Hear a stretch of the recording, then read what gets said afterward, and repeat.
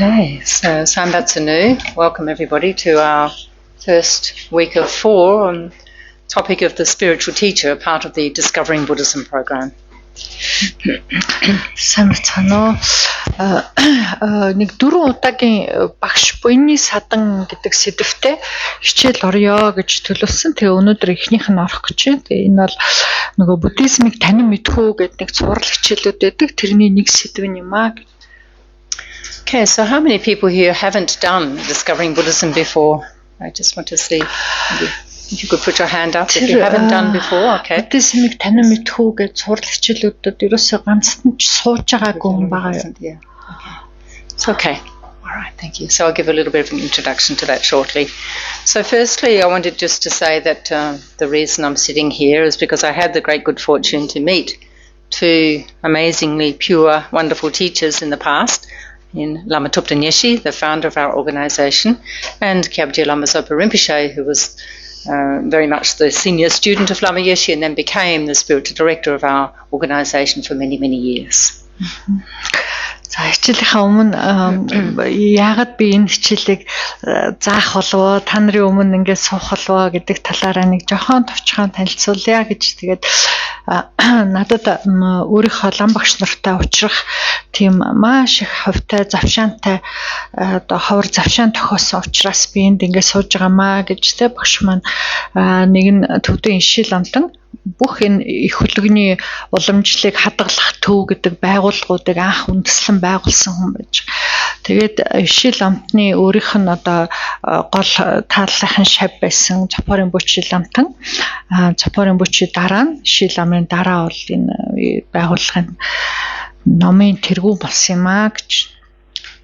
And so unfortunately Lama Thupten Nyeshe passed into Parinirvana in 1984. And then, as many of you know, some of you know, of course, Lama Zopa Rinpoche passed away on the 13th of April 23, so we've just had the second commemoration of Rinpoche's passing. За Төвдөн ишил амтан бол 1984 онд пара нирван дүрийг одоо үзүүлэх ёсыг 84 онд үзүүлсэн. Тэгээд түүний дараа та нарын бас зарим нь мэдж магадгүй 2 жилийн өмнө 2023 оны 4 сарын 13-нд Цопорын Бүчил амтан бас тэр ёсыг адилхан үзүүлээд бид нар сая 2 жил боллоо гэдэг ингээд хурал номоо хурсан. And so I've just returned from Kopan Monastery, the home monastery of our organisation in Nepal, where I went for meetings. And we didn't expect to receive the news, but in fact on our very first day of the meetings, a letter was read out from His Holiness the Dalai Lama saying that actually the Yangtze, which means the reincarnation of Lama Zopa Rinpoche, has been born somewhere in Nepal. So not giving away any secrets now, they have to search. But it was just such joyful news to know that our Guru is once again amongst us in a human form. And now we pray that there are no obstacles to finding the correct reincarnation and that Rinpoche will have all of the supportive conditions to grow up, to mature, to continue his amazing works and fulfill his holy wishes, vast visions. За тэгээд 2 жилийн давхцуулаад их хөлөгний уламжлалыг хадгалах баг 150-60 төвдөд өглөө тэр төв цугларч хурал хийсэн. Сая Балбын нийслэл Катманду хотод Копан хэд гэж Римпочегийн анхны одоо бүх хэд төвүүдийн их суурь нь ийм төв хийд байдаг. Тэнд бид нар цугларлаа гэж байна. Тэгээд олон хүмүүс цуглараад байж хахад хурлын маань эхний өдөр л далаа багшаас их сайхан мэдээ ирээд хинч хүлээгээгүй байтал Римбучиг балб орондоо өөрөө урдын дүр нь балб хүн байсан те. Балб орондоо лагшин мэндэлсэн байна гэдгийг далаа багш биднэрт одоо загтал илгээгээд мэдгдсэн. Үнэхээр одоо сайхан үйл явдал болсон. Тэгээд яг одоо ямар хүүхд юм бэ гэдэг нь одоо бол тодорч гараагүй байна. Тийм үү? Тэгэхээр балб нутагт лагшин мэндэлсэн байна. Хайж олох хэрэгтэй гэж айлцсан байна далаагч. Тэгэхээр одоо бид нар энэ байгууллагын бүхэл хүмүүс багшийн шавнар эндүрэггүй хойд дүрэн тодроод тэгээд тэр хүүхдийн амьтны тусыг бүтээхэд одоо ямар боловсрол олж авах ёстойн ямар нөхцөл бүрэлдэх ёстойн тэр бүгд нь сайхан номын ёсоор бүтээд тэгээд ингээд насан туршид амтны тусыг ариун ихээр бүтээх болоосоо гэж одоо бүгд залбирч байна. Ерөөж байна. Okay, so just a little introduction to the Discovering Buddhism program for those who are new to it. There are actually 14 topics altogether, or 13 main topics, and then the 14th is a special unit on integrated practices, which actually we've never done here in Mongolia, but maybe this time round we might do it. But anyway, tonight we're starting the spiritual teacher, which is number 4. Yeah. Anyway. За буддизмыг танин мэдхүү гэдэг нэг 13 цуврал хичээл байдаг юм аа. 13 сэдв байдгийн тий. Одоо бурхны шинтэй анх суралцж байгаа хүмүүс энэ сэдвүүдийг мэдүүл айгу чухал юм байна гэдэг ингээд түүж аваад ийм цуврал хичээлүүд болгочихсон. Ийм хичээл байгаа. Энэ багш буйны садан гэдэг 4 дахь сэдв нь хаа гэж тий. Тэгээд хамгийн сүүлд нь 14 дахь нь юу байдаг вэ гэхээр сурж мэдсэн юм аа амьдралд хэрэгжүүлэхдээ нэг болгох тийм одоо бясалгал юм байдаг. Тэрийг бол би яг нэг салгаж хийж байгаагүй гэж. So it's a program that people can join at any time, and you can do right from unit 1 all the way through the whole lot, or you can just come to the topics of your particular interest. And I'm sure many of you know a lot of the information that will be shared because it's very much an introductory program. However, it never hurts us to go over and to review and to refresh our information, what we know about a particular topic. We usually discover there are sort of more layers that perhaps we didn't experience before. За энэ 13 сурал хичээлийг бол араас нь ингээд суралцаад явж бас болно тий. Эсвэл зүгээр өөрийнхөө хүссэн за би энэ сэдвийг нэг сонсоод авчия гэсэн тэр сэдвээ сонгоод тэр хичээлүүдэд ирж болно. Яаж суралцаж болдог ийм одоо сургалт юм аа гэж тий.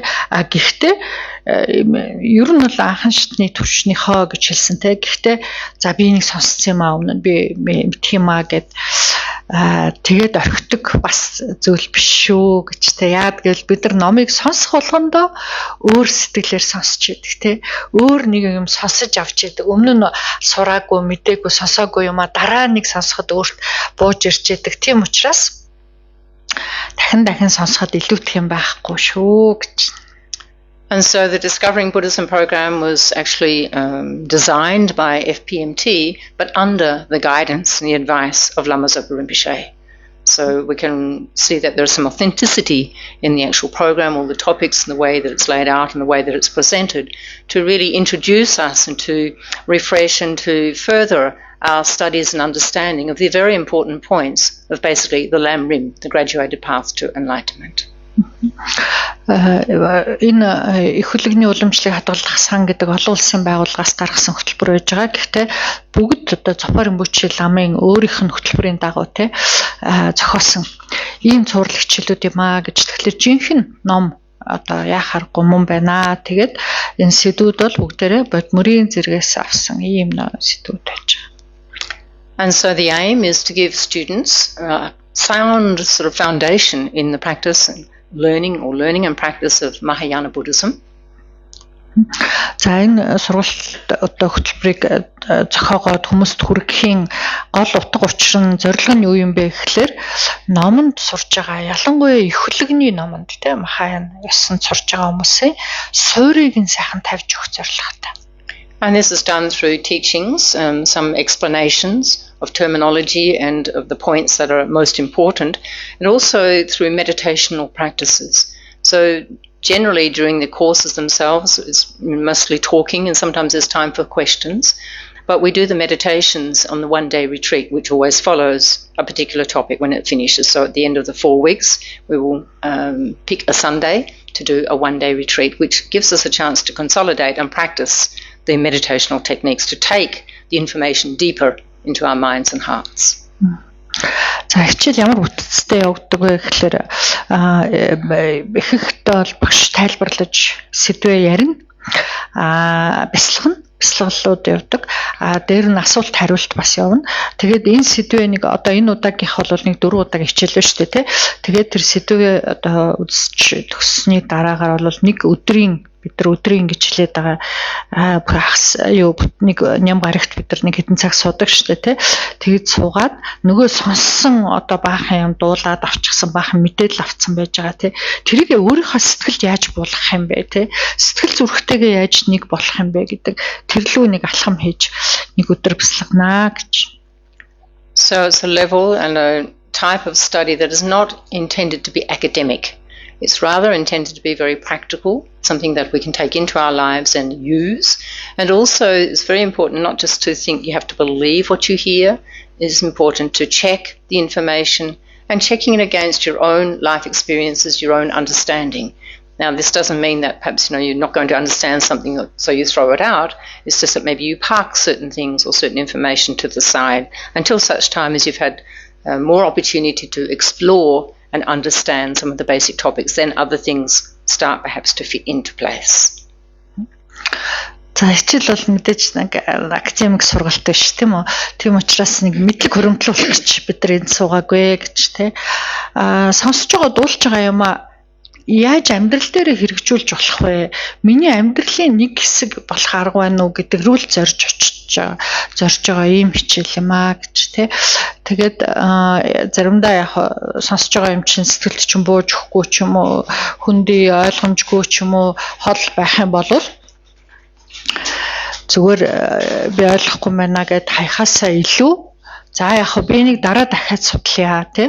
Өөр олон мэдээлэл аваад ирэхлээрээ тэрнтэй минь холбогдоод тий учир начир нь олдох үзээ гэсэн иймэрхүү бодлоор хандаарай гэж.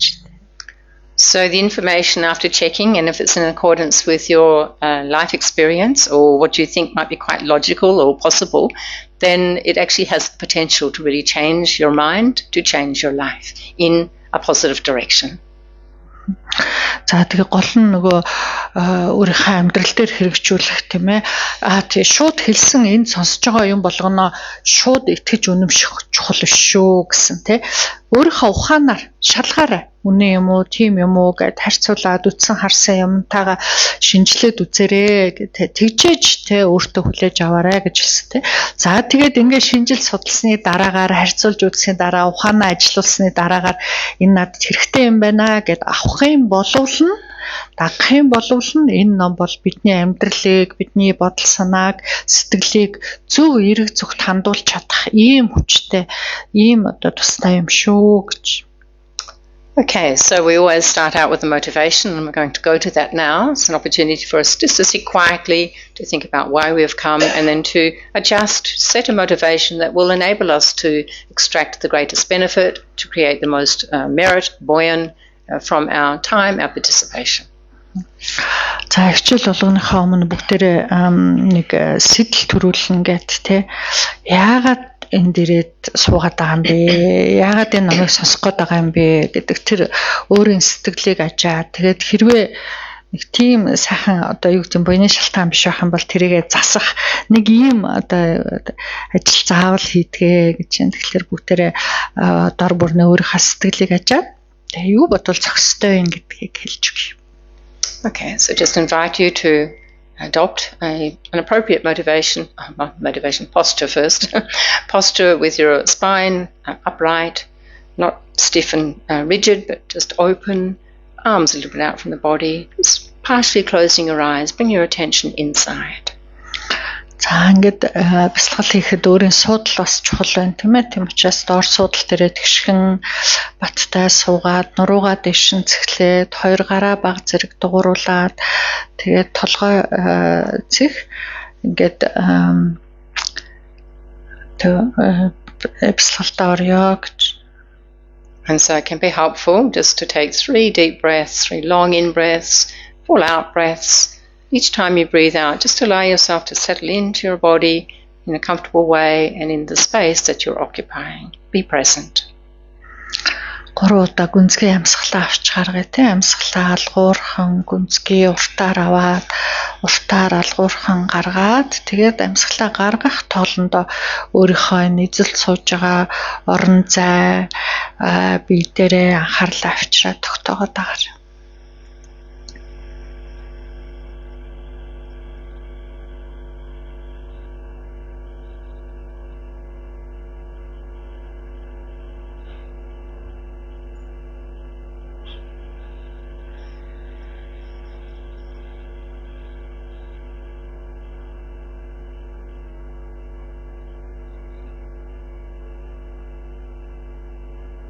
And after your third exhalation, just allow your breathing to return to normal. Гоо амьсгалаа 3 дахь уртаар гүнзгий гаргаад тэгээд ердийнхаараа амьсгал. And we can start out by thinking, knowing why we have come tonight. Ингээд яагаад энд ирэх болов гэдэг өөрийн тэр шалтгааныг эхлээд бодож үзье ажиглая.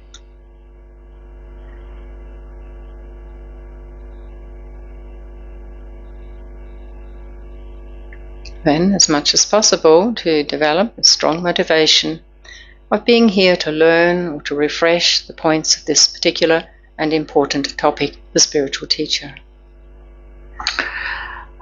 Бид нар гол нь лам багш буйны садан гэдэг талаар өөрийн мэддэг мэдлэг олж авсан эрдэм байгаа бол тэрийг улам сайхан сэргээе, аривдуулъя, мдээгүй нь мэдэж авъя гэсэн нэг юм сэтгэл байгаа тийм. And even if you've heard the topic many times before, for all of us just to try to listen as though it's the first time, with an alertness, with an interest, with a curiosity. Магадгүй энэ талаар энэ номыг олонтой урьд сонссон байж болно тий. Тэгвэл сонсож би мэддэг шүү дээ гэдэг сэтгэлээр биш харин анх удаа сонсож байгаа юм шиг тий. Бүр нэг сайхан дурлаад, туршаад тий анхаарад сонсоод авъя. With the thought that may we deepen our understanding for our own sake and also for the sake of other sentient beings, acknowledging that they also wish to be happy and to avoid all states of suffering. Тэгээд энэ номыг сонсож өөрийн мэддэг сонссон дуулсан юм улам аривдуулаад өөрийн сэтгэлд эрдэм болгосноор өөртөө болоод бусдад тустай байх болоосой гэсэн тий тустай байя гэсэн нэг юм сэтгэлийг агуулдаг тий бид нар өөрөө ч бусдууд ч бид нар бүгдээрээ яг адилхан жаргалыг л хүсдэг зовлонг огтч хүсдэггүй.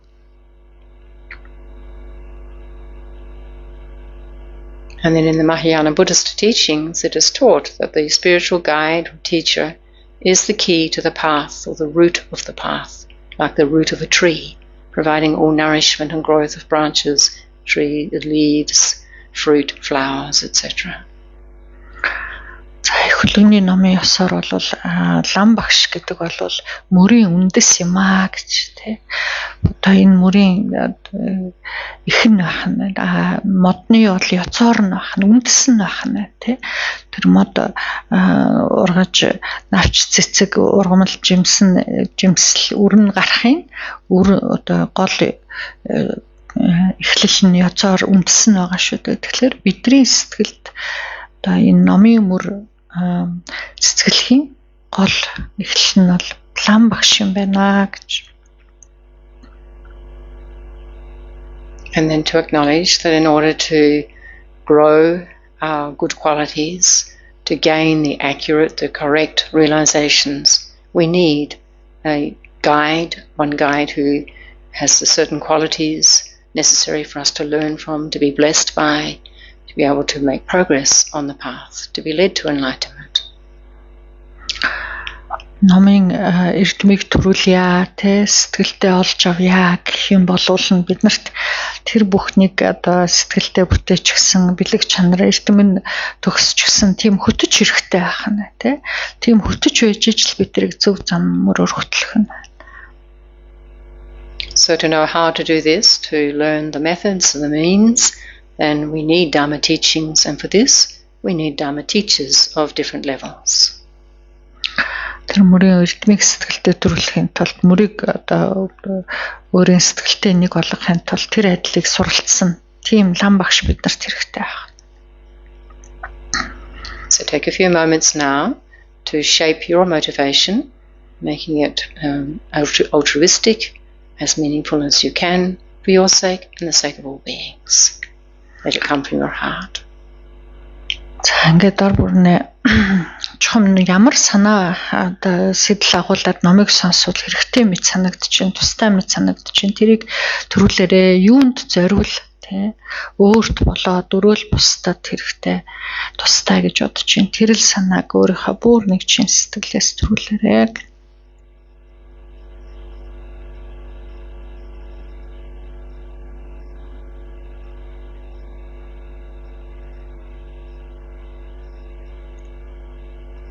Thank you. Please relax.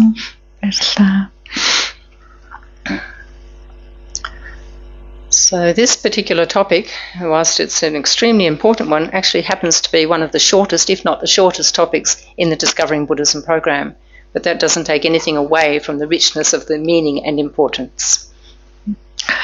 За нөгөө энэ буддизмыг танин мэдэх үү гэдэг энэ сурал дотор маань 13 сэдв байдаг гэсэн тэдгээрийн одоо хамгийн одоо богинохон гэдэг юм уу юу гэдэг цөөхөн хичээлээр хүргэдэг сэдв нь энэ юм аа гэж гэхдээ одоо цөөхөн байлаа гэд баялаг бус биш гэсэн үг шүү гэж маш чухал сэдв байж байгаа. So it's interesting also talking or thinking about this topic here in Mongolia, and then having come from my Western background, having met Dharma in the West, where when we talk about guru devotion and devoting ourselves to or following a spiritual teacher, it can come up with lots of questions and lots of even fears or concerns that it might be like joining some cult, because we have many, many cults that have popped up in the West over the years. So maybe this is not the case in Mongolia, but I'm going to mention it in case it comes up for you, or you happen to travel in the West and you find that actually this guru devotion to a spiritual teacher is not as you would expect it to be, perhaps from a Mongolian context. За миний хувьд бол ингээ Монгол хүмүүст багшиг шүтэх ёсны тухай ярих бол ялангуяа над шиг ийм барууны соёлд төрж өсөөд тэ бас өөр шашинтай байж байгаа. Тэгээд бурхны шишинд орсон энэ хүний хувьд, ийм хүний хувьд бол бас нэг тийм сонин сэдв юм аа гэж хад Монгол хүмүүс маш их сайхан сүжигтэй байдаг тий нэг хайхтай багшигаа шүтгэхийн тулд олон юм асуугаал ямар тийм байд юм уу ингэдэм үү хийн ингээд байдаг эргэлзээ танилцаа багтаа их сайхан шүтлэгтэй хүмүүсээ гэж тий гэтэл барууны орнуудад бол өөр шүү дээ ямар нэгэн шашин шүтгэхийн тулд тэгэхээр энэ нь одоо яг юу юм бэ тий калт гэдэг нэг урсгалууд байдаг шүү дээ янз бүр жижиг яг жинхэнэ том шашин болж хөгжиж чадаагүй жижиг урсгалууд тийм юм руу орчиж байгаа юм биш үү зэтэр гэх тийм айдас их байдгаа гэж тийм. And so then why it comes up with a lot of questions, and it's often the most difficult one to have at the beginning of a course, beginning of an introduction to Dharma for Westerners, is that perhaps they have a lot of education, they think they're very learned, so there's a certain arrogance, there's a certain pride. There's a certain kind of a fear of having to follow somebody else with devotion in such a way. Now, it's not always the case. Of course, there are many Westerners who do have great devotion, and from a very early time. And this is due to, we think, of course, past karmic imprints. But for very newcomers, you might find there's this arrogance and pride, and that's a block actually to being able to follow the path. But I'll stop there and then say something else.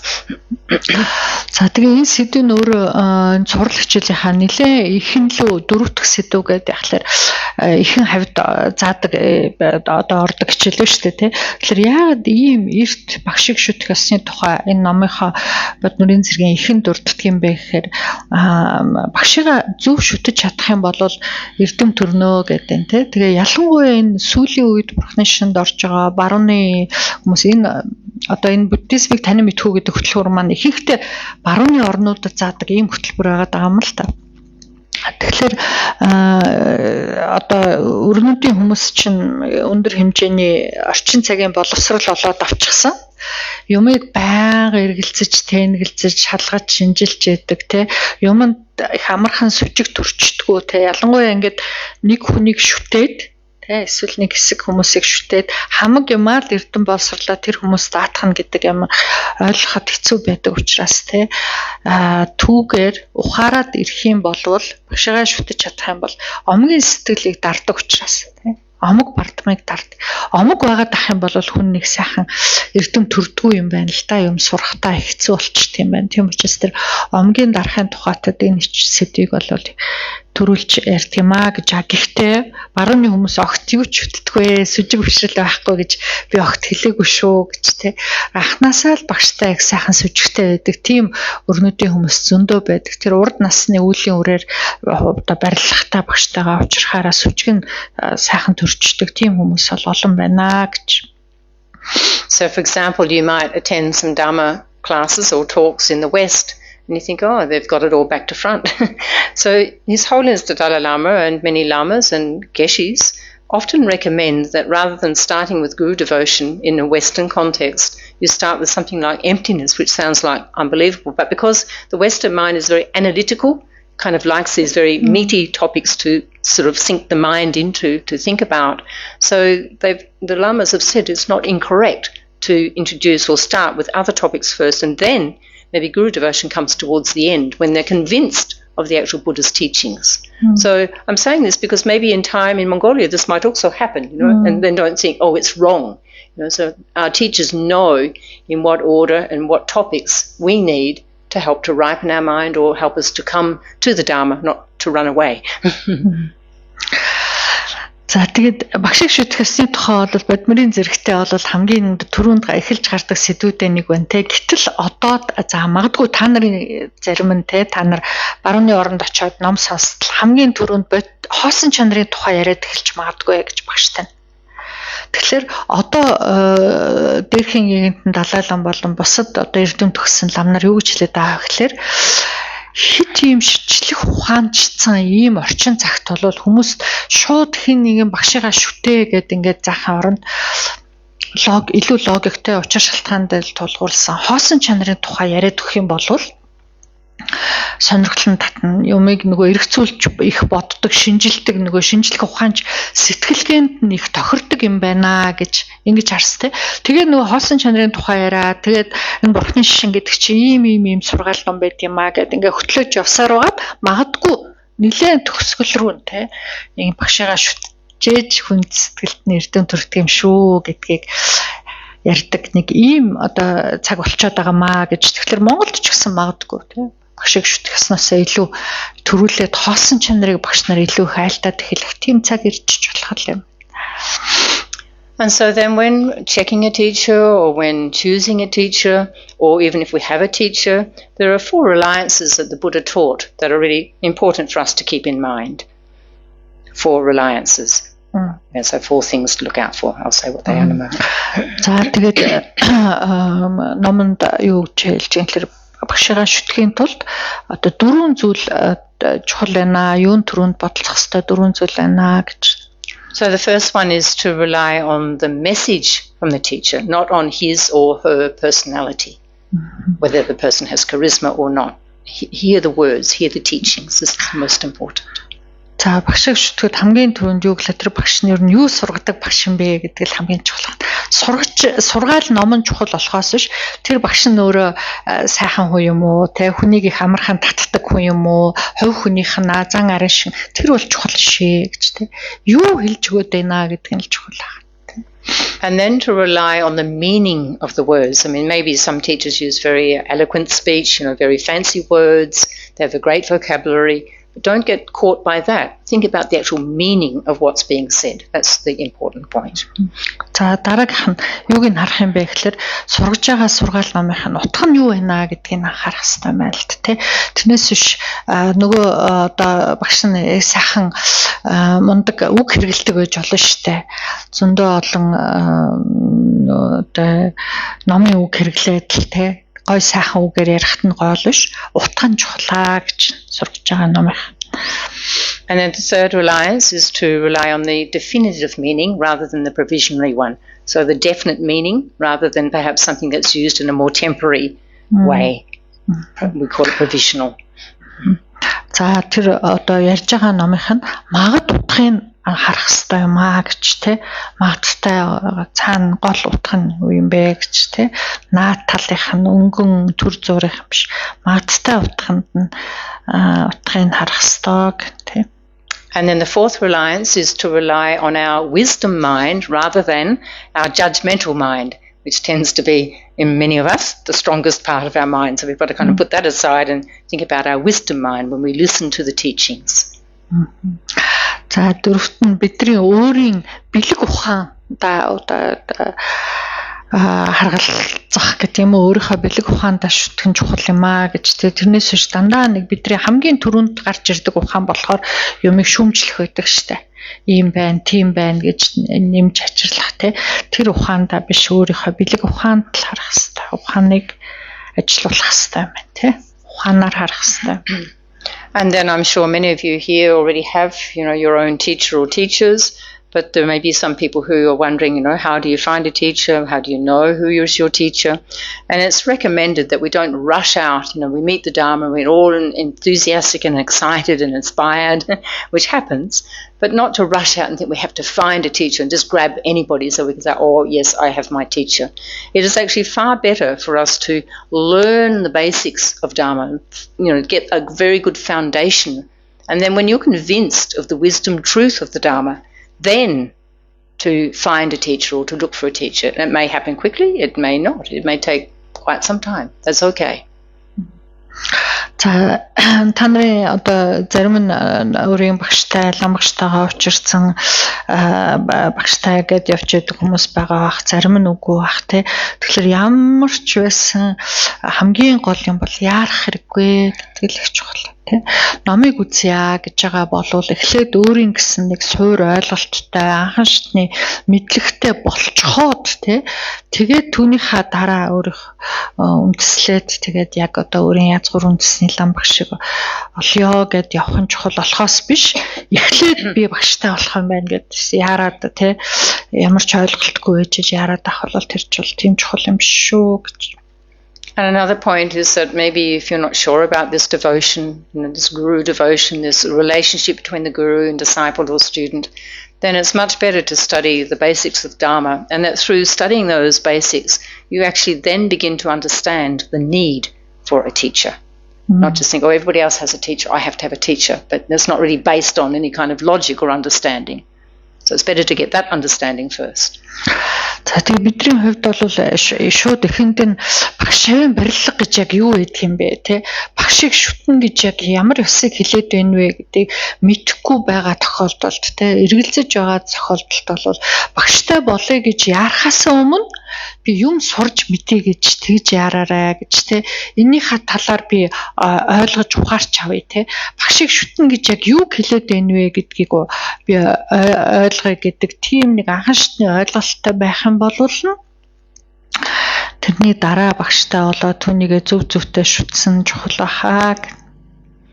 Especially these days, there are many, not just in Buddhism, but in many different spiritual fields, there are many different teachers. There are many authentic teachers, many very good and true teachers. There are also what we call charlatans, many that perhaps profess or dress up to be teachers, but actually are not qualified to have that label. And so we have to be very careful, and it might be that also one lama or one geshe or one teacher might be really, very, for some students, really appropriate, and you think, oh, that should be my teacher, or my friends are going to that teacher. But we have to check very carefully karma. because we may not have a karmic connection with that teacher. And I know in quite some cases with Lama Zopa Rinpoche and even Lama Yeshe, people would go to them and say, please, can I be your student? And I mean, most times they would say yes, yes. And then sometimes they would say no. And you used to think, wow, why not? But they could see that they didn't have a karmic connection. And they would suggest that maybe students go to His Holiness, or they continue to look. They would just, be, of course, very polite about it, but it depends on karma. So even if all your friends have one teacher and you don't connect, or you don't find the person really helpful for you, then maybe you just keep looking. It's okay. За ялангуяа одоо бидний энэ цаг үед бол мэдээж жинхэнэ эрдэмтэй номтой одоо номын багш нар олон байгаа ч гэсэн бас хуурам эхлэгч нар бас олон байдаг шүү гэдгийг бодолцож үзээрэй гэж тий. Дээр нь үлийн үр гэдэг одоо багшийн барилга тогтооход одоо маш чухал юм байдгаа гэж тий. Жишээл хин нэгэн хэсэг бүлэг хүмүүс ярих юм байна л да. Тэр айгу мундаг багш, эрдэмтэй багш, айгу сайн багш тий. Надад ингэж туссан, би юм суралцсан гэд. Тэгэхээр энэ зэрэг нэг хүмүүсийн ярьсан юм руу дагаж гүгээд хушуураад тий.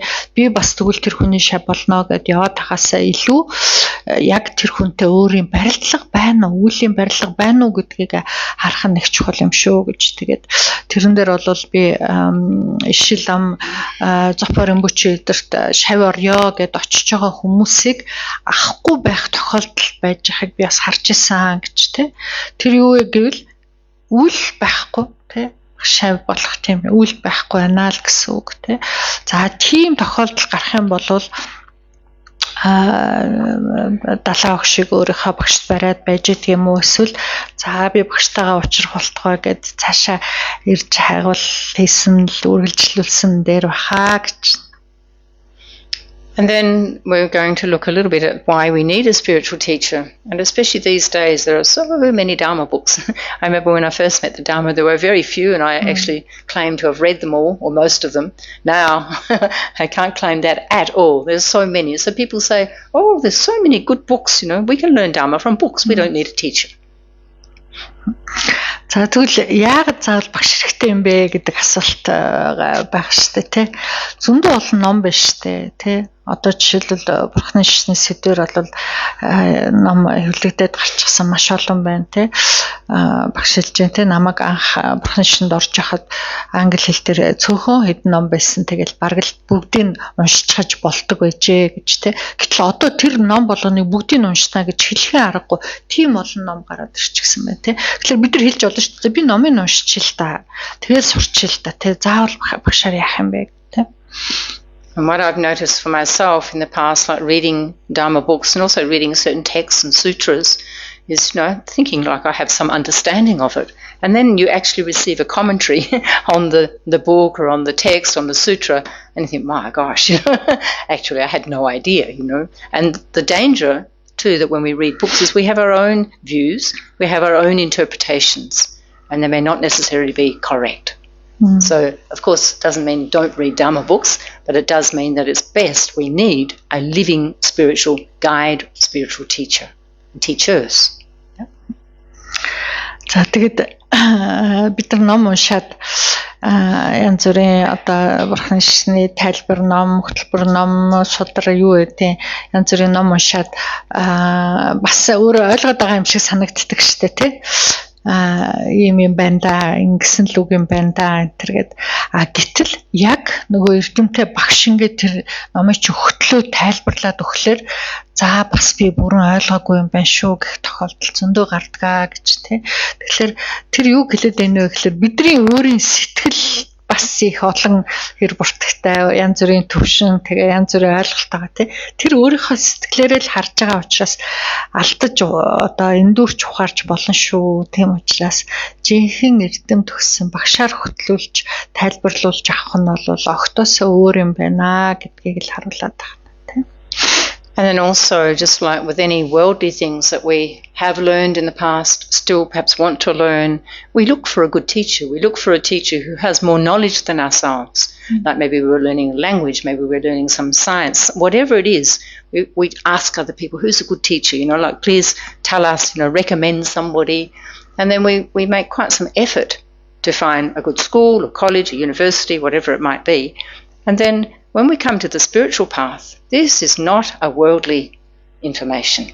This is something very, we say, uncharted territory, that for the average ordinary person, it's way beyond, our everyday understanding. So more than ever, we need a very qualified teacher. Because we can start out with introductory teachers, but then when we're really getting into the heart of the Dharma practice and understanding, study, is we need fully qualified teachers. So those who have gone before, they've actually experienced the path, had many realizations, then we can put our trust, we can go for refuge in these kind of teachers.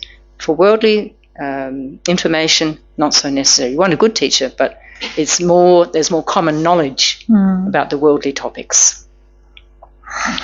За дээр нь бид нар зүгээр нэг ертөнцийн юм сурахтаа те жишээлх юм бол нэг хэл сурья энэ гэж байгаа бол тухайн тэр мэдлэгээ олоод авчихсан те сайн багш шиг л болж авахыг хичээдэг үстэй те сайн хүнээр л заалгая гэж те. Гэтэл энэ дээдийн ном гэдэг чинь ертөнцийн нэг жирийн хэл сурахтай адилхан юм биш шүү дээ гэж те. Яг гэвэл энэ дээдийн номын мөрөөр бид урд өмнө замж исэнгүү бидний хувьд огт сурж мэдж байгаагүй явж байгаагүй ийм зүйл байна те. Тэгээд бидний дээдийн ном чинь энэ ертөнцийн юмнаас дандаа чанад цаана гарчихсан те.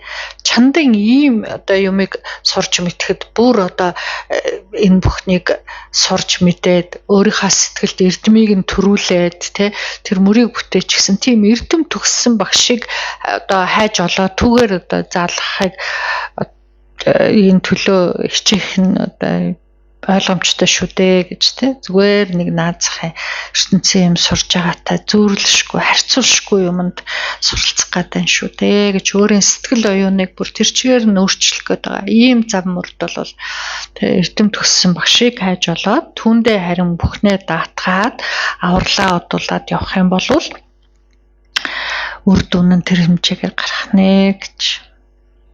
And then if we take time to reflect where we are in our life now, how many teachers we've had just for our ordinary worldly life, just to be able to live our life as we've been able to, not looking at the spiritual area at this time.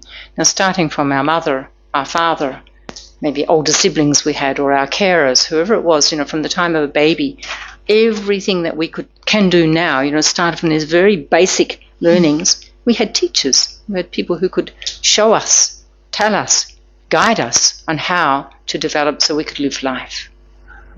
So this is a reflection you can do later. We don't have time to do now, of course, but it's very good. It's very helpful to realize we needed teachers even for those basic things to be who we are now. We didn't just pop up. We've had the kindness and the care and the guidance of so many people. За зүгээр энэ төрөлтөө төрсэн цагаас хойш өөрсдийнхөө сурч мэдсэн юмнуудаа л бодоод үзэлтэй өдийг хүртэл юу сурсан байгаа вэ гэдэг. Тэр дандаа бусдаас суралцсан байж байгаа шүү дээ бид нар те. Анх эхлээл ойр дотны маань ээж аав, ах их чимээ өвөө маань зааж өгсөн байдаг. Тэгэл дараа нь сургуульд ороод багш магш гэл ингээл жижигхэн юмыг хүртэл бид нар бусдаас сурч мэдсэн байдаг үстэй те. Тэгэхээр бидний гинтл энэ одоо байгаа шиг юмаа мэдсэн тийм хүн гарч ирээгүй үстэй бид нар те өдийг хүртэл одоо мэдэж авсан бүх юм маань дандаа бусдаас үүдэлтэй бусдаас сурч авсан байна те. Finished. I was away with my thoughts then. No. It's true, isn't it? So many teachers. I mean, the fact that we can sit here and communicate, well, I can't communicate directly through you, but through Hulan, of course, we can. And that all came from learning language. It started out with an alphabet. Started out with us making some goo, ga, ah, really simple sounds. And then our language developed. Then we can communicate. And if we hadn't had those teachers, how can we study Dharma? How can we even understand Dharma, in our own language? So many teachers. how to wash our clothes, how to clean our body, how to feed ourselves, how to have good nutrition, many things, how to try to be healthy. Ямар олон зүйлийг ямар олон янзын багшаас бид нар суралцсан бэ гэж тий. Тэр бид нар жоохон ч юмэг гэсэн заагаад өгсөн хүнийг бид нар багш гэж бодох юм бол ямар олон багш байсан бэ тий. Ярьж сурсан ах тий. Хэдэн одоо энд ингээ бидний хоорондоо нэг юм яриад нөгөөдөл нь сонсоод ингээд суухын тулд ч гэсэн тий хэл сурах хэрэгтэй үсттэй бид нар тий уншиж сурах хэрэгтэй. Дээдийн номыг сурахын тулд би одоо уншиж сураагүй байсан бол яаж номонд суралцах вэ гэж тий. За тэгэл амьдралын тий өөрийгөө яаж цэвэрлэх юм, хоол ундаа яаж хийх юм, яаж идэх юм, зөв хоол нь юу юм гэл гих мэтийн бүх л энэ юмыг бид нар бусдаас суралцсан шүү дээ, багшаас сурсан шүү дээ гэж тийм. So then coming to the spiritual topics, the spiritual journey, it's so important that we find the right teachers, the karmically correct teachers for ourselves, the ones who have the knowledge, not only knowledge, but actually have realizations, especially compassion and wisdom, loving kindness and care and time to guide the students. Тэгвэл бид нар одоо оюун санаагийн маань хөгжүүлж өгөх тийм багш хайгаад байна шүү дээ гэж тий. Тэгэхээр тэр номын багш гэдэг ямар чухал одоо биднэрт ямар чухал үүрэгтэй байх вэ? Тэр хүн зөвхөн нэг мэдлэг цуглуулчихсан биш. Тэр олж авсан мэдлэгээ өөрөө амьдралд хэрэгжүүлдэг тий. Тэр эрдэм нь өөрийнх нь сэтгэлийнх нь эрдэм болцсон хүн байх хэрэгтэй. Тэр нь инэрэнгүү байх хэрэгтэй тий. Бэлэг ухаантай байх хэрэгтэй. Гэх мэтээр одоо тийм л хүнийг ирж олж хамгийн гол нь түрүү хэлжстэй үеийн барилгахтай гэсэн. Үеийн барилгахтай. Тийм багштай учирч ижил бидний сэтгэл оюун сайн хөгжих нь байна шүү дээ. And so it's most likely the fact that we're here together in a Dharma center listening to some, basic talk, that we've met Dharma before, that we've definitely had teachers in previous lives. But generally, we can think that we've been going from life to life, with our delusions and all of our negative karmic imprints. And somehow, we did do great good things to receive this opportunity now to actually have what we call a precious human life, or a human body with a very mind dependent on a sophisticated nervous system, so that we can analyze, we can learn, we can process, we can remember, we can understand, and we can realize. So many things we can do with this mind. So we've had previous teachers, but now we're still, a little bit lost in the woods, and we're still in very uncharted territory because of our ignorance and our delusions. Why we need a spiritual teacher, qualified ones. За бид нар одоо урдын төрлүүдтэй бас шин номонд суралцаж тэ багштай явсан байж таарна тэ гисэн хэдийч нөгөө л сэтгэлийнхаа элдэв нисванаас муу сэтгэлээсээ салж чадаагүй нөгөө л үлийнхаа өрийг тээсээр ингээл явж штэ. Гэхдээ бид нар энэ төрөлтөө Эрдэнэт хүний төрлийг олоод төрчихжээ тэ. Бидэрт хүний оюун ухаан заяатсан байна тэ. Бид нар юмыг сонсоод, шинжлээд, бодоод, ухаарад, бясалгаад тэ ойлгож чадах ийм бидэрт тарих төв мэдрэлийн систем ийм юмтай биеийг олоод төрчихжээ тэ. Тэгэхээр хүний оюун ухаан заяасан байна. Тэгэхээр энэ төрөл дээрээ одоо багштай учирчих юм бол айгүй хурдан ахиж болох ийм боломж байгаа юм байна гэж тий. Жинхэнэ номын багштайгаа, жинхэнэ одоо үеийн барилгатай одоо бидний одоо хүртэл туулж замнаж чадаагүй байгаа тэр мөрийг биднэрт мөрд хөтлөх тийм багштай учрах юм бол их одоо ахиц төвшлийг гаргаж чадах юм байна гэж. And so at the very heart of Buddha's teachings, Buddha's practices, methods, is the mind. Each one of us with our own mind, and you might think, well, why can't I just read a book about mind and learn what is the mind, the nature, the function, etc. I can read about these things, but again, the way we interpret it, the way we try to understand it, because we have so many delusions, we have so many negative imprints, then we might think, yes, I understand that, and we start practicing without having any proper guidance. We can really fall into some very difficult situations by not having the guidance. So don't think we can just learn about our mind from a book. We need beings who have realizations of their mind, the nature of their mind, the clarity of their mind, who can see exactly what type of teaching, when, and what methods we as individuals need to practice. This is the great benefit or the great speciality of teachers with realizations. За бурхны шинд бол энэ сэтгэл оюуныг маш чухалчилж үздэг шүү дээ. Тэ хамаг одоо сургаал ном бол ерөөсөө тэр чигээрэл бидний сэтгэл оюун гэдэг чи юу юм бэ? Тэрийг яаж хөгжүүлэх юм бэ гэдэг талаар л байж байгаа тий.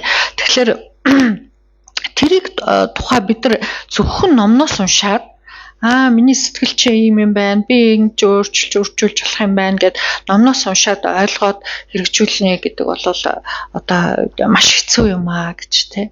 Харин тэр сэтгэл оюуныг яг ямар мөн чанартай юм бэ? Юу байдаг юм бэ гэдгийг өөрөө сэтгэлээрээ таньчихсан. Өөрөө оюунаараа мэдчихсэн. Тийм багштай байгаад тэгээд хизээд нь ямар ном үзэх юм? Хэнд нь юуг нь үзүүл тохирох юм гэдгийг тохирсон номыг хилээд өгчдөг. Тийм багштай учирч ээж л бид нар тэр сэтгэл оюуны тухай жинхэнэ суралцах шүү гэж тийм. So then how to approach this topic, especially if you have not met your teacher and you have this kind of urge that you want to meet your teacher, then it's said, in the teachings that when the student is ready, the teacher will appear. Sometimes the teacher doesn't appear, like as a lama or a geshe. It might be the stray dog, it might be the homeless cat or the homeless person that ends up at your back door. It can be a number of ways, that we can get hooked to Dharma. And all of these beings, the Buddha said, before you meet your root teacher or your main teachers, every other sentient being actually is one of your teachers. Something we can learn from every sentient being. За тэгэд одоо яаж багш бүний садантайгаа учирдаг вүлээ? Яаж одоо намайг хөтлөх тэр хүн хаанагаан болоо гэд ингээ бид нар бодох нь шүү дээ, тэ. Гэтэл номонд юу гэж хэлдэг вэхээр шав бэлэн болсон цагт багш гарч ирнэ гэж хэлдэг. Wel тийм ба шүү дээ, тэ. Тэгэхээр шав ингээд өөрөө бэлэн болчихлоор зэрэг тэр багш нь бас ямар ч дүрээр ирж болох юм байна л да. Жишээлбэл заавал нэг юм номын хувцастай лам юм уу зэрэг эрдэм тэ гівшийн дүрээр ирэхгүй байх нь байна тэ. Гэс годомчны нохооч ээж болох юм байна гэж тэгэр оронгоо муурч ээж болох юм байна гэж. Тэгэхээр багштай учиртлаа болвол хинч байла гэсэн ямар ч төрлөختөд бидний багш гэж бодох хэрэгтэй юм байна. Яг л бид нар хинээс ч юуч сурж болох юм байна гэсэн үг тэ. So then you might think, wow, sentient beings know they can't lead me to enlightenment, and this is very true. But it may be that we need to develop some qualities of generosity, of kindness, of care, other qualities before we can even meet our teacher. So in this way, we can view every sentient being, our enemies, our friends, the strangers, we can view them all as teachers on the path. Doesn't mean it's necessarily going to be your spiritual teacher, but until you meet your root teacher, this is a very good attitude to have.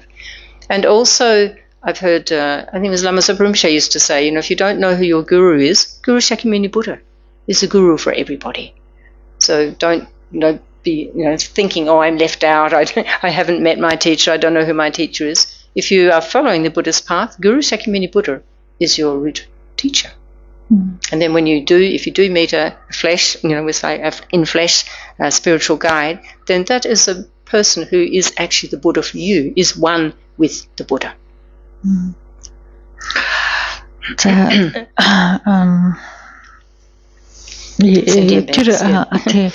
За одоо ямар нэгэн амтан болгоныг өөрийн багшд бариа гэхлээр зэрэг тэр амтан чи гэгэрэл төрөг юм чи намайг яаж гэгэрэл хөтлөх вүтэй те тэр амтан болгоо намайг гэгэрэл хөтлөж чадах уу гэд ингээд тийм бас асуулт гарч болох юм аа гэж те тэгвэл магадгүй бид нар багштай уулзахаас өмнө өглөгт суралцах юм уу төвчээрт суралцах юм уу хөлцөнгүүд суралцах хэрэгтэй байж болно шүү дээ.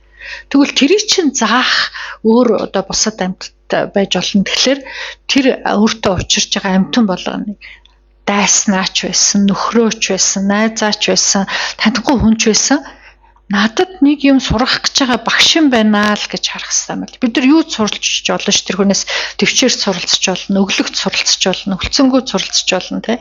Тэгэхээр тэр одоо над хэрэгтэй юм сургах багш юм байна л гэж харах нь тий.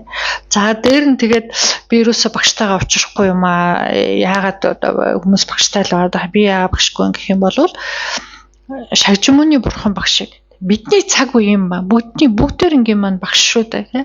Шагжмууны бурхан багшиг өөрийн багшид бариад суужиж болох нь.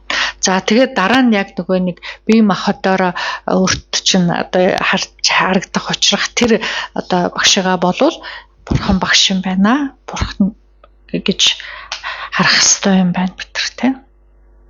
So for those of us who are still looking for our teacher or teachers, for those of us who have found, who know who our teachers are, there are some very specific inner prerequisites that we can refresh or we can visit to prepare ourselves actually to meet an appropriate teacher.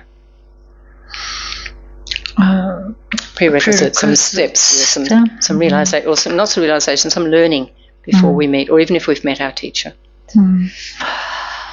За бид нар бүгдээрээ одоо зарим нь багштайгаа уулзчихсан, зарим нь одоо багшаа ирж хайгаа явж байгаа, жишээ ерөөл тавиа явж байгаа янз бүр байгаа тийм. Гэхдээ ямар ч байсан гэсэн багштай уулзахын өмнө бол бидний бэлтгэл өөрийн зүгээс хангах бэлтгэл гэж байх хэрэгтэй байдаг юм аа гэж тийм. So the first one is to recognize and to acknowledge our own suffering. За үүний эхнийх нь бол бид нар өөрсдөө зовлонтой юм аа гэдгээ таних хэрэгтэй тийм байх тийм. So many times even after studying Buddhism for quite some time we might still think, oh why I suffer, why I get sick, why I why I'm having problems. And then what should come to our mind if we're familiar is this is the nature of samsara. This is it. You know, why should we expect it to be different? Now, this is not to make you feel depressed, but this is the reality, that we will have times when we feel very well, or things will be going very well, but we'll have times also that will be very challenging. We may not feel well, things in our life seem to turn upside down, never quite going as we would wish, but this is the nature of samsara. So at least if we have some basic understanding of this, it's most helpful. За энэ юу гэсэн үг вэ гэхэлэр зэрэг заримдаа нэг номонд орчоод багш магштай ч болчоод удаан байжсны дараа зовхороо бид нар үгүй тэгэл би ингээл ном юм өрхөөгөл явжлаа байгаа штэ тэ яагаад би ингээ өвдөд идэм бэ яагаад би ингээ зовоод идэм бэ гэд надад яагаад зовлон тохиолдод идэм бэ гэд тэ тэгэхээр энэ дээр бид нар энэ хорвоо гэдэг чинь төрөл авчихсан л явж байгаа л өөрөө зовлонгийн мөн чанартай шүү дээ гэдгийг одоо бүрэн хүлээн зөвшөөрсөн байх хэрэгтэй тийм байна л тэ. Энэ бол бидний сэтгэл санаагаар унах гээд байгаа юм биш. Ерөөсөө л энэ хорвоогийн өөрийнх нь уг мөн чанар нь зовлон юм аа гэдэг тийм. Тэгэхээр бидэрт магадгүй нэг сайхан бүх юм болоод байгаа юм шиг цаг байвч бүх юм болохгүй байгаа юм шиг тэр цагт ээлжлэх нь бол энэ хорвоогийн өөрийнх нь мөн чанар байна шүү дээ тийм. Тэрийг танд юун төрөнд одоо хүлээн зөвшөөрч таньж мэдэх хэрэгтэй байх юм байна тийм. Is that true for you? Do you have sometimes ask yourself why is this happening to me? Та нар тийм үе байдгүй одоо би хичээгэл штэ. Ингээл яваалаа тэ яагаад надад ийм тохиолдод идэм бэ? Яагаад ийм болоод идэм бэ гэж бодох үе байдгүй. Би яагаад ингэ зовоод идэм бэ? Хичээгэл ашиг байх юм. Тэгээд ерөөсөө зөндөл хичээгээд байгаа юм нэ. Зөндөл болохгүй байгаа. Хэвээрэл байгаа. Yeah, you realize okay. I try but many things doesn't work well. Yeah. It's the nature of samsara, it's the nature of our negative karma from past. And then sometimes you will remember, okay, this is the nature of samsara, but it's just like, it's still a drag. But through the teachings, through the practices, then gradually we get more and more understanding, we get more strength to be able to deal with the ups and downs of the samsaric life. So there's great hope. Don't think there's, it's all depressing and no hope. Тэр тохиолдолд энэ чинь одоо бид нар төрөл аваад те муу сэтгэлийнхаа эрхэнд байгаа, өвлийн өөрийнхөө эрхэнд байгаа тохиолдолд бол ерөөсөл энэс өөр байх арга байхгүй юм байна гэдгийг хүлээн зөвшөөрөх юм байна л те. Ийм л байх хэрэгтэй. Гэхдээ номыг үзээд те багштай болоод ингээд номын өмөрт ороод явхлаар тэр бүхнийг яаж харах вэ гэдэг маань өөрчлөгдөнө гэж те. Харах ухаан маань өөрчлөгдөн. Тийм учраас биднэрт үргэлж итгэл найдвар байгаа гэдэг тийм бодолтой байх хэрэгтэй те. Мэдээж бид нар ямар хэцүү юм бэ гэх тех өдөр бол байгаа те. And then another basic or foundational understanding is the renunciation of suffering, samsara. It's not so foundational, it's quite profound actually, but at least to know, to renounce suffering means to renounce engaging in negative actions, thoughts, speech and body. And this is easy to say, it's not easy to do, but at least we have an understanding that we are making effort to reduce our negative thoughts, words and bodily actions, because this is only going to keep us locked in the samsaric experience. За тэгэхээр энэ юмсын мөн чанарыг таних нэг бэлтгэл юм байна те. Өөр дараагийн нэг бэлтгэл гэхэлэр бид нар зовлонгоос одоо магад гарья гэдэг тийм сэтгэл төрөх ёстой юм байна л та тий. Зовлонгоос магад гарахын тулд яах ёстой юм бэ гэхэлэр бие хэл сэтгэл гурваараа тэр зовлонгийн шалтгааныг нь үлдэхгүй болёо, тэрийг би төвчье гэдэг тийм бодолтой болж ирэх ёстой юм байна. Тэгэхээр бие хэл сэтгэл гурваараа би нүгэлтэй муу бусдад хортой өөрт хорлолтой үйлийг үлдэхгүй байя гэдэг тий. Тэр зүг рүү алхахдаг тий болж ижил нэг бэлтгэл хангагдах нь тий. And then the next helpful topic to understand or to have some faith in is the refuge in three jewels. That's another topic of discovering Buddhism. What is refuge and what is the refuge in the three jewels? За өөр нэг бэлтгэл одоо бидний сэтгэлд бас ойлгож ухаарч мэдэж авах хэрэгтэй юм юу гэхээр аврал одуулахын тухай тий. Ялангуяа 3 эрдэнэд аврал одуулах. 3 эрдэнэ гэдэг чинь өөрөө ямар эрдэмтэй юм бэ? Бидрийг яаж аврах юм бэ? Тэг аврал одуулна гэж юу нь юу хэлээд байгаа юм бэ гэдгийг бас ухаарч ойлгох юм байна тий. Тэгэхээр аврал одуулахын сэдв бол өөрөө энэ буддизмыг танин мэдэх хүн бас нэг тусдаа сэдв байгаа.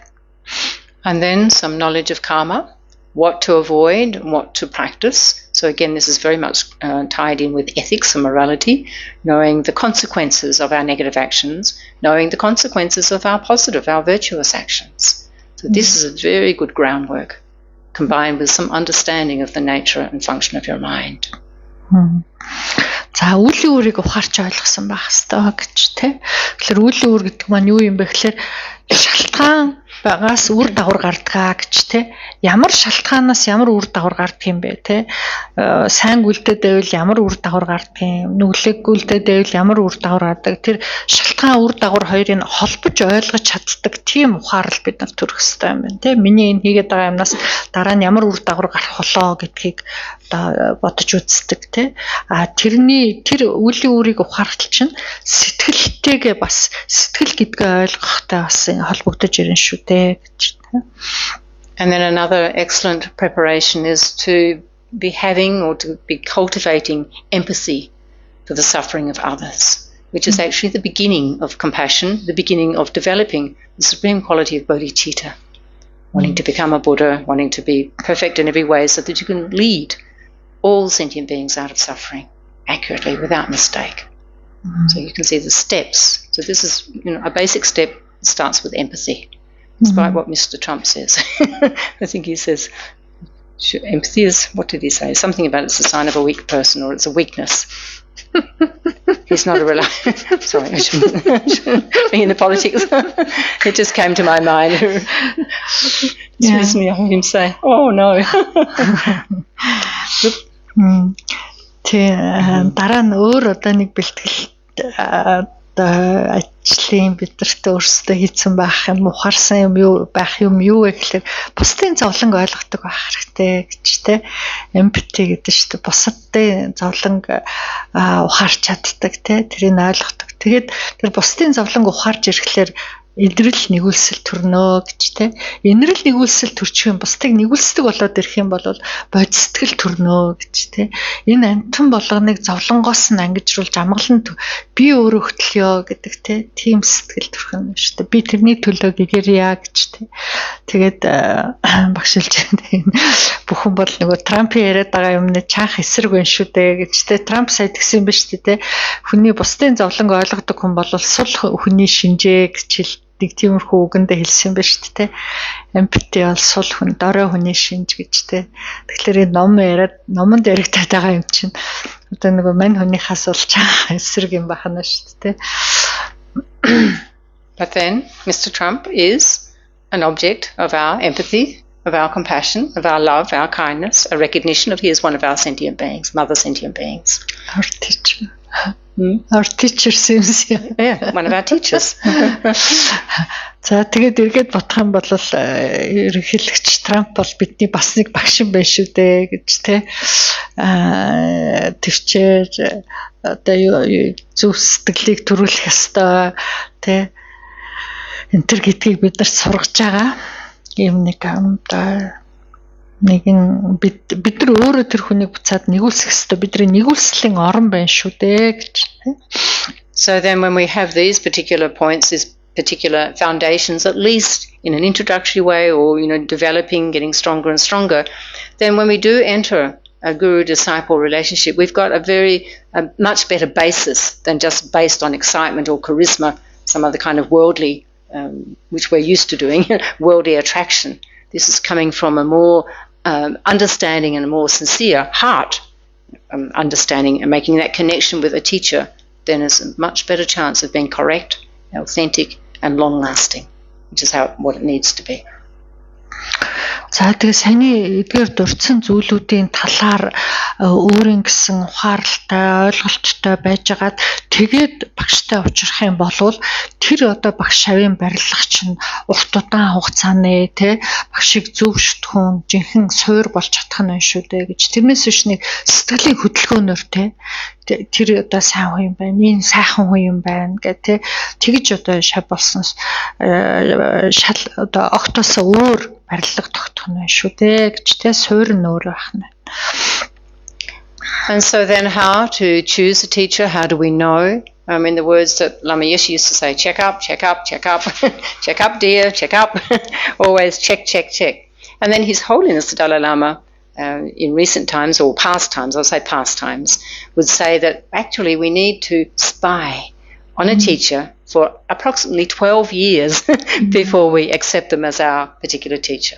Now that might sound like over the top, but I know in Tibet that was the actual recommendation, that you followed somebody, you watched and you observed the students for 12 years. But now in our fast-moving world, we might do 12 minutes, we might do 12 days, 12 weeks if we're lucky. So in other words, we be sensible according to observing not only the teacher themselves, but how they behave when they're not sitting on the throne, then how they are with the students and how are the students behaving. Sometimes that's not a completely accurate thing to compare by, but it can give you an indication. Yeah.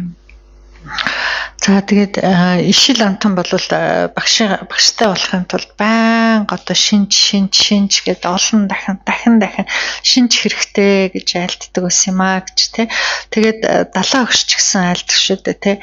Яг одоо тэр нэг хүнийг багшд барья гэж байгаа бол тэр хүнээ яг тагнуулч ядлаар дагаа гэж тий. Тагна гэсэн 12 жил шалгах хэвээр шинжлэх хэвээр үт юм биш та багшаа. Одоо ялан хуучны уламжлалаар бол төвдөд шавна одоо багшаа 12 жил шинжлэх хэвээр гэж тий. Гэтэл одоо бидний энэ цаг үе ямар хурдтай юм 12 жил нэг хүнийг дагаад шинжлээд явдал мөрийг хараад тий. Тэр хүнийхээ явдал мөр нь юу вэ гэдгийг харах хэвээр юм тий. Зөвхөн нэг сентин дээр суугаад ном зааж байгааг нь харахаас нь биш тэр хүнийхэн шавнар нь ямар хүмүүс вэ тэр олон юмнуудын шинжилж одоо багшид барьдаг байжээ гэж тэг. Гэтэл бидний одоо энэ цаг үед юу 12 жил тийм баг 12 минут хараал юм уу нэг одоо бүр 12 сар жил дагуул бүр сүд их юм болох байлгүй тий. Тэгээд шийдвэр гаргадаг нэг юм болоод ах шиг ба штэ гэж тий. I'm sure you've noticed, I certainly have over the years, when there's an initiation advertised, then maybe there's no time to check. It's just like, oh, I have to do that. I have to get the initiation.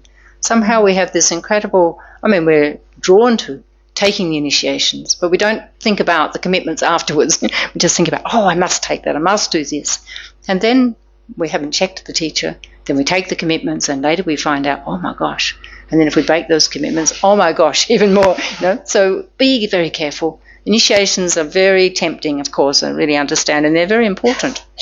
But we need some foundation, we need some understanding, we need to have done some checking.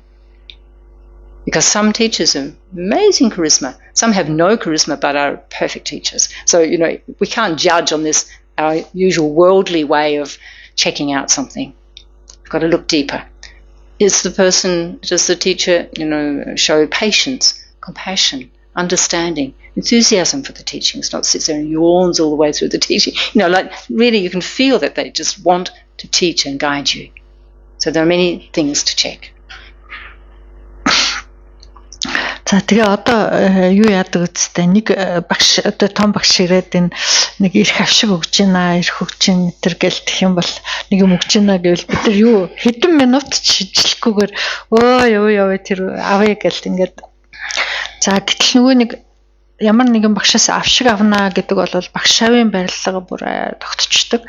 Тэгээд тэрний дараа өөрийн зүгээс хийх ёстой ам тангараг нь юу юм бэ? Тэр багшигаа хийн гэж харж ах юм бэ? Тэр гэдэг юмнуудыг бүр дараа нь сүулт нь нэг юм ойлгож аваад юу вэ? Ийм байсан юм уу? Ингэх байсан юм уу? гэд ингэдэг шүү дээ гэж тэг. Гэтэл өмнөөс нь шинжлэх ёстой байдаг шүү дээ. Тэ ирэх авшиг авъя гэж хошуурч гүөхээсээ өмнө бид нар бодох ёстой байна шүү дээ. Энэ хүнтэй би ингээд барилга тогтож байгаа юм байна. Тийм учраас би энэ хүнийг би яаж бүхэл насан туршдаа гэртлээ би яаж харах ёстой юм бэ гэдэг те тэр юмнуудаа мэдчихэж те явах хэрэгтэй юм байна гэж те тэгээд ялангуяа тэр багш нь төвчээртэй юм уу те энэрэнгүй юм уу те номоо их одоо бүр нэг сайхан чин сэтгэлээсээ бусдад хүргэж чаддгийг юм уу гэд одоо харах юм бол нөгөө багшигаа шинжих юм бэлэг чанарыг нь шинжих юм бол зөндөө байж байгаа гэж те тэгээ зүгээр л нэг одоо сүүлийн үед бас нөгөө айгүйх яриад өгөлцсөн мэл шүү дээ харизм гэх те тэр нөгөө хүнийг татах нэг тийм хүчүү те юуг яг харизм гэдэг те тэр гаднаас нь хараад айгуу сайхан юм байна юу те айгуу сэтгэл дулаах юм байна хүнийг татах хүчтэй юм байна гэд гадна талын өнгөнд нь татагдаад авах бол тэр бол биш шүү гэж те тэрэн дээр бол багш авийн барилга тогтдоггүй юм шүү гэж те зарим хүмүүс айгуу маш их харизмтай мөртлөөсөө одоо яг яриад байгаа юм нь бас тийм эрдэм өөрийнхөө сэтгэл төрөөгүй тийм хүмүүс байж болно шүү дээ тий. Гэтэл ямар ч одоо тэр орчин цагийн хэлээр харизм гэдэг байгаа юм нь байхгүй мөртлөөсөө маш эрдэм төгссөн багш бас байж болно шүү дээ тий. Тэгэхээр тэр нэг гадна талын өнгө төрхөнд битгий хууртаарай л гэж л.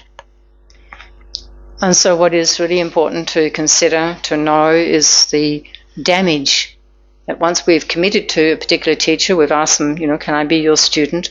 And then, we've accepted, and the teacher has accepted us. Then if we break that relationship, it has very heavy consequences. So it's important to be very careful in checking and before you ask. Because this person we're actually putting our trust in to lead us on the most important journey that we're ever going to take. In this life, future lives, the spiritual journey. So the teacher is the very core of our spiritual path. It's the very core of us working towards happiness and attaining perfect happiness so that we can benefit others. So you see the importance or the weight of this relationship is very strong, it's very heavy. But when we have a teacher and we are devoted and we follow, then of course it has so many benefits. There are no downfalls, no problems at all. After we've checked and we've agreed that this is the person for us, one of our teachers. За тэгээд тэр шинжилж нэг талаараа шинжээрээ гэдэгтийн одоо ягаад тийм их чухал ач холбогдол өстой юм бэ гэхээр хин нэг өөрийн одоо багшд бариад тэгээд шав ороод би таны шав болёо гэдэг шав ороод нөгөө багшин ч гэсэн шаваар аваад ингээд тэр нэг юм барилга тогтсны дараа өөрийн одоо зүгээс ихстэй ам тангараг юм а дорой тулах унах юм бол тэрний үр дагавар их хүнд байдаг учраас тэр юм а гэж тэ. Яг гэвэл тэр барилга зүгээр нэг энгийн одоо хоёр хүний барилга шал өөр юм байл тэ. Бид нар гэгэрлийн хотогт хүрэн хүртлээ таныг дагнаа гэж тэ. Тэгээд бид нар хизээч одоо өмнө нь тэр одоо тийм баттай барилга тийм юм тогтоож байгаагүй тэр гэгэрлийн мөрийг одоо хүртэл бид нар бүтээгээгүй байна тий. Тэр замд маань мөрд маань хөтлөх тийм хүнийг сонгож тэрийг дагаад би амгалан түрнэ жаргалыг олноо тий. Энэ сэтгэл оюуныг гэгэрүүлнэ гэдэг тийм барилга тогтож байгаа учраас тэрийг дараа нь дорой тулах юм бол өөртөө хайхтар хүнд одоо үр дагавар гардаг учраас шинжлээрээ гэж дахин хэлээд байдаг чинь тэр утга юм аа гэж тийм. So I'm going to stop at this point, and then next week we'll go on to looking at not only how to choose a teacher, but what are the actual qualities of qualified teachers, and what are the qualities or the criteria we as students should also have. So we look at this two sides of the coin, and then the importance of this relationship. За өнөөдөр ингээд энэ хүрээд өндөрлөө дараагийн хичээлдэр тэр одоо багш буйны садан чинь ямар бэлэг чанартай хүн байх ёстой юм бэ? Яаж бид нар юуг нь харж шинжих юм бэ гэдэг тэр эрдэмүүдийг нэрээ шав бас өөрийн зүгээс ямар бэлэг чанартай байх ёстой юм те ямар юм бүрдчээ шав болох юм гэдэг бас байгаа те тэр хоёрыг яг. So are there any burning questions in relation to this topic tonight, not something else, but is there anything that is really troubling you want to ask before we dedicate? Асуух юм байгаа юу? Өнөөдрийн сэдвтэй холбогдуулаад. Yes, Manasa.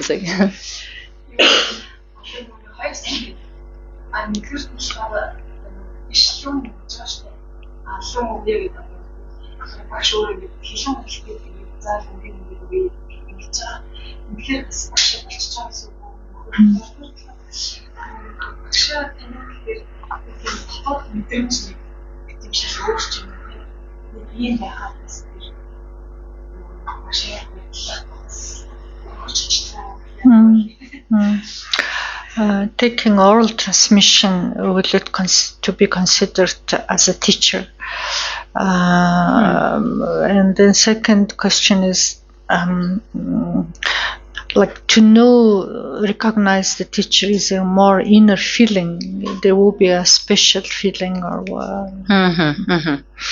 So firstly, oral transmission. Yes, I would regard this as definitely you've made that connection as a teacher. It doesn't mean that's your root teacher or your main teacher, but you've accepted a transmission. So it's part of a lineage. Yeah. So yes. So that part. Тэгээ лүн гэдэг чинь нөгөө аман дамжлага гэдэг штэ тий.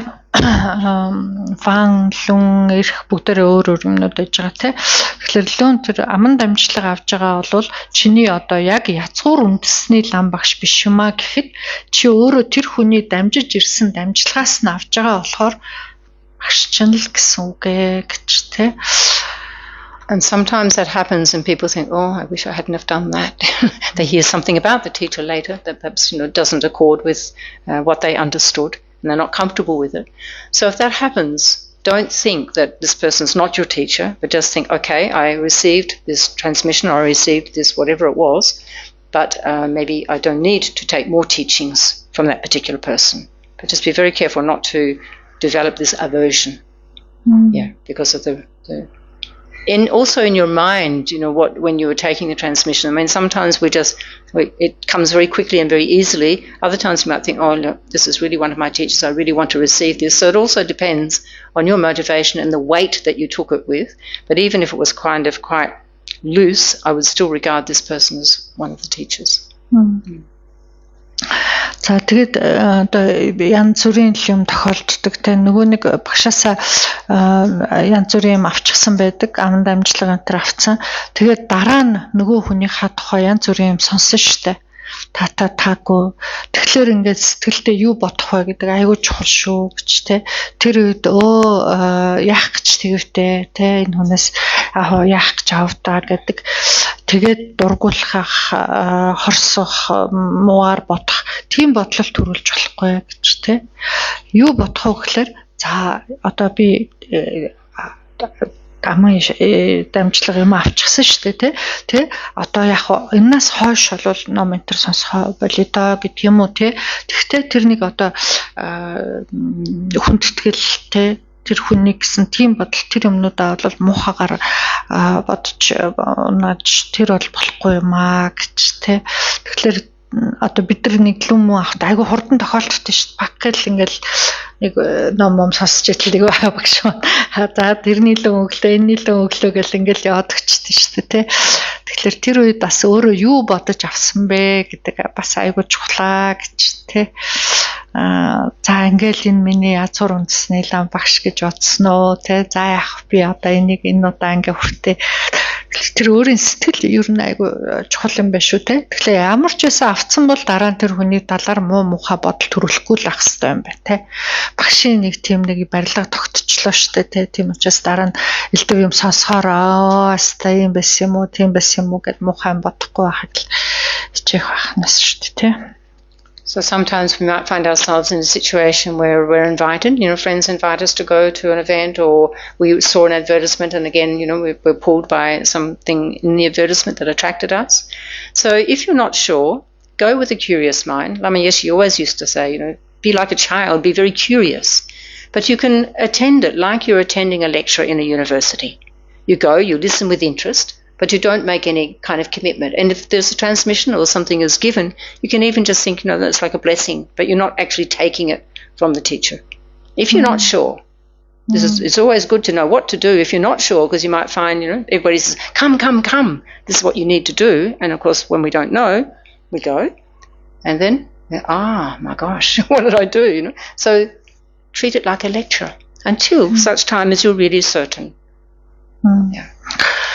За тийм гэдэг чинь бид нар чинь нэг уруу татах шимээ одоо юу гэдэг нэг юмд ингээл дагууллаад явж махтай айгу сайн штэ тий. За хоёлаа явъя тэр өстө тэнд өстө айгу сайхан юм болж байна явъя багш өгч ингээл тий. Би өөрөө дотроо сайн бодож амжаачгүй байталтай яах вэ гэдгийг шийдээчгүй байтал явъя тэнд айгу гоё тэр нам тэр лам тэр сайхан гэл тий. Тэгэхээр энэ тохиолдолд ишил амт юу гэж хэлдэг вэ гэхээр зүгээр нэг тийм хүүхэд юм сонирхож байгаа юм шиг тийм сэтгэл агуулад нэг лекц ярианд очиж байгаа юм шиг тий. Тэрээс айхтар би одоо ингээл энэ багшаас энэ өгж байгаа юмыг бүгдийг аваад ингээд багшийн барилга тогтлоо гэж ботхоосоо илүү багшид барихаасаа илүү зүгээр би нэг сонирхоод сонсоод үзье тий юу юм болоо гэсэн тийм тэр үед бодох сэтгэл айгүй чухал юм байна шүү дээ тий. Айхтар энэ өстө ингээл миний багш гэд ингээ ботчоод дараа нь тэрийг унгаж яснаас эхэндээ зүгээр сонирхсан тийм сэтгэл агуулад яа харахгүй чи тэр явах болов шүү дээ тий. Тэр номонд явах тийм нөхцөл бүрэлдчихдэг юм болвол сэтгэлээ сайн ажаарай л гэл тэрийг дахин хэлээд байна тийм үү. Юу бодож сонсох вэ? Юу бодож суух вэ гэдгээ сайн хараарай л гэж хэлээд байна тийм. And then the second part or the second question that you had was how do you know when it's your teacher? Do you have a feeling? This is maybe not so easy to answer. However, I would say check on your feelings, but check also the outward experience as much as you can of the teacher, in terms of their behavior, like the things I was saying before about behavior, also their mannerisms.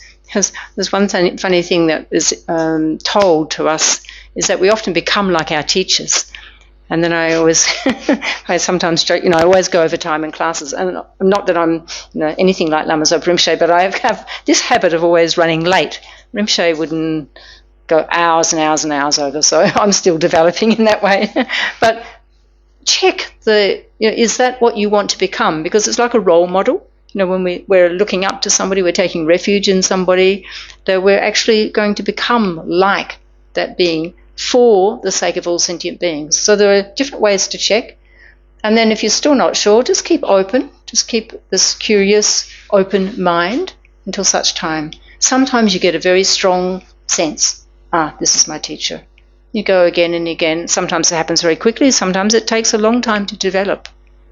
But if what the teacher's saying is helpful to your mind, then and you find the mannerisms, acceptable for you, then go until such time as you feel sure. I don't know what else I can say on that one. It's a very individual experience, in my own experience. Yeah. I think to know very sure, we ourselves have to be quite developed. No, if it's like if you are sure. Yeah. I think. Well, sometimes people have a strong dream. Although I don't put a lot of emphasis on dreams, but some people do. They get very strong sign. I don't get anything. I just sleep. I'm in blackness. But other people have different experiences. But I think you do know. The other thing is, I don't know if it happens so much now, but in days when I met Lama Yeshe and Lama Zopa, they would always give us like little presents, and sort of like little hooks. And still, it probably happens, now. I'm sure. I just can't say with every teacher. I don't know, but they give you little things, and it's also a way of hooking. And then it's not just because they give you a present. Oh, that's my teacher, but something else is sort of happening, some connection being made. Maybe other people can relate to that. Мэдрэмжний тухайд бол яг эхлэхэд айгүй хэцүү юм аа гэж тийм юм бодол төрж болно л доо. Ямар сайхан юм бэ энэ хүмүүний яг багшин байна гэсэн Гэхдээ тэрийг бас шалгаж байгаарай л гэж яг үнэхээр тийм мэдрэмж юм уу? Тэгээд тэр багшийнхаа явдал мөрийг нь л үнэхээр зөв хүн юм уу гэдгийг байнга л харж ажиглаж явах хэрэгтэй юм ба шүү дээ. Ямар зан авир гаргаж чинь шавнар нь ямар хүн байгаад байдгийг ингээд тэр болгоныг ингээд харж явах хэрэгтэй байдгийм баа гэж зүгээр яг багшгаа тагаа уулзах юм байна. Энтергээ зүуд мөдөнд нь орж исэн тийм түүхэд бол зөндөө байдгаа гэж Гэхдээ одоо бол яг бид нарт бас зэгнэ гэж хүн болгонд адилхан гэж хэлэхэд хэцүү шүү дээ багш юу дурсаж чинь одоо жишээлбэл цопор юм бөчээ шил амтай энэ төр анх шавнартай их тийм хөрхэн жижигэн жоохон бэлэг энтер өгдөг жоох юм гөөл тэр нэг тийм багшиг шавыга татах тийм арга байдаг уран мэрэгэн аргаа үзүүлдэг байсан байна гэж за бэлгийг авцсан чи би одоо шавн чөөс над бэлэг өгöd байгаа чи миний багш гэж бод гэсэн үг биш шүү зүгээр ер нь яг тийм уран мэрэгэн аргаар бас багш шавыг татдаг тийм бас ёс байдгаа гэж тэгэхээр энэ бүхэн айгүй олон янз юм шүү дээ бид ч бүгдээрээ дор бүрнээ үлийн ур маань өөр юм чинь гол нь тэр шинжлэх ёстой зүйлсээр нь шинжлээд тэгээд өөрийнхөө сэтгэлийг бас мэдээж мэдрэмжээ харах байх л таа гэж. Okay. So maybe to preserve my reputation, I'm not going too late. Түрүүний багш ярьсан юм би тэр чигээр юу бүр тэр чигээр нь хайсан юу гэхээр багш чинь ерөөсө бидний нөгөө нэг үлгэрлэн дуурайх хэвээр хүн юм байна л та. Тийм учраас бас нэг юм юу ажиглаж болох вэ гэхээр явандаа ерөөсө багш нь багштайгаа их адилхан болдог гэсэн тийм яриа байт юм байна л та. Тэгэхээр энэ миний дуурайх хэвээр би ийм хүн адил болмоор байна уугүй юу гэдгээ бас бодож болох юм байна л та. Жишээ гэлмэлж би одоо өөрийгөө мэдээж рембүчтэйгээ зүрлж байгаа юм огтхонч биш гэхдээ багш хизээч рембүчтэй тийм нөгөө номонд ингээд нэг юм хэдэн цаг хүртэл айлтах хэвээр ингээд дуусгах хэвээр гэж цаг баримталдаггүй байсан байхгүй юу. Хэдэн цаг чамаагүй номоо айлдаал ингээд орой өдөрч тэгээ одоо би бас нэг тийм цаг баримталдаггүй хичээлийн цаг заачаад 7:45 дуусна гэвэл дандаа тэрнээс илүү гардаг тэгэхээр яг хоо энэ дээр яг тэг зөвлөд байгаа юм биш энэ миний би одоо багшигаа дуурайгаа тэр адил үлгэрлэж дуурайж болох юм бол энэ миний болъё гэж бодож байгаа дуурай гэж бодож байгаа хүн мөн үү гэж бас шинжилж болох юм аа гэж би ийм л хүн болчихсон гэж бодол төрөх юм бол бас Okay, so let's dedicate our merits. So we can bring to mind the motivation that we set, just to make it very clear. За ямар санаа сэтгэл төрүүлж бид нар энэ номыг сонсож байгаа үлээ гэдгээ эргээд нэг бодъё. And make the connection that because we take time to set a positive motivation, like for the teachings and hopefully in our daily lives, then we actually create the cause to plant many positive imprints in our mind for the listening, for whatever it might be that follows afterwards. Чухам ямар санаа сэтгэл төрүүлээд юу бодоод бид нар энэ номыг сонсож байгаа үлээ гэдгээ эргээд нэг санах. За ялангуяа өглөө босоод бас нэг санаа сэтгэл төрүүлсэн бол орой тэрийг эргээд санах чухал үе тийм аа гэж яагаад гэвэл бид нар хэрвээ эрг зөв санаа сэтгэл төрүүлээд тухайн юм хийж байгаа бол жишээлбэл номыг сонсчихсан ч юм уу байх юм бол маш их олон буйны үр хөрөнгө хураачихсан байдаг учраас тэр. And so then we dedicate all of these positive imprints and any benefits from listening, any difficulties, we dedicate to the fulfillment of our motivation, our very reasons for being here tonight.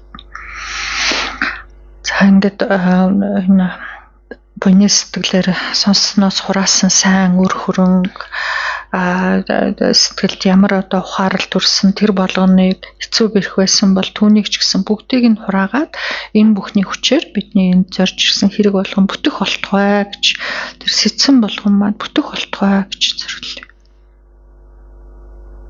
And also we can dedicate that through listening to or revisiting this particular topic, if we're refreshing, if we're learning it for the first time, that it may provide us with some guidelines and the foundational teachings and understandings that it's good to have when we're choosing, selecting our teachers. Өнөөдрийн сэдвийг анх удаа сонсож байна уу? Ахин дахин сонсож урд сонссноос сэргээж байна уу? Аль нь ч байлаа гэсэн энэ бүхний үрээр энэ бид нар одоо жинхэнэ өөрийн язгуур үндэсний лам багштай учрахын одоо бэлтгэл болох болтугай гэж зориуллаа. We can also dedicate for the long and stable life of His Holiness the Dalai Lama to all other gurus, and that their holy wishes can be quickly and perfectly accomplished. Бидний хураасан сайн буян бүхний шимээр дээрхийн гинэтэн Далай Лама болон бүхий ил буцад эхэстэй Ислам багш нарын үлмий бат оршоод амтны тусад тавьсан эрүүл болгоно тэрчлэн биелэх болтугай. And we dedicate for the accurate recognition of the correct reincarnation of Kyabje Lama Zopa Rinpoche, and that Rinpoche will have all of the supportive conditions to grow up, to be able to fulfill his vast visions. Цапарын бүчил амтны дараагийн одоо хуурмаг үггүй хулгаан дүрн өвтөр түргэн тодроод амтны тусыг бүтээх гэсэн тэр их хүсэл өрөөлн тэрчлэн бүтэх болтугай нөхцөл бүхнээр хангагдах болтугай гэж зориуллаа. We can also offer up prayers and dedications for Pope Francis, who passed away today, and for all of our Christian brothers and sisters, that they will be comforted in their ways of practice, and that especially the Pope Francis will have the most fortunate rebirth.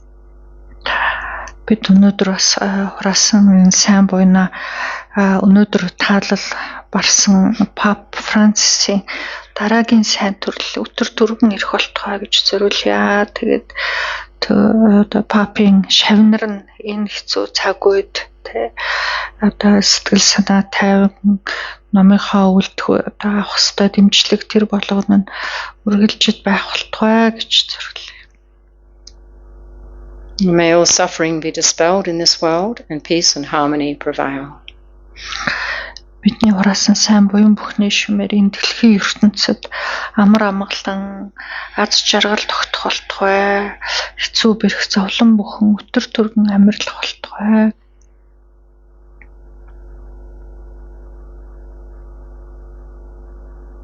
So thank you very much, Ashik Baitla. Баярлалаа.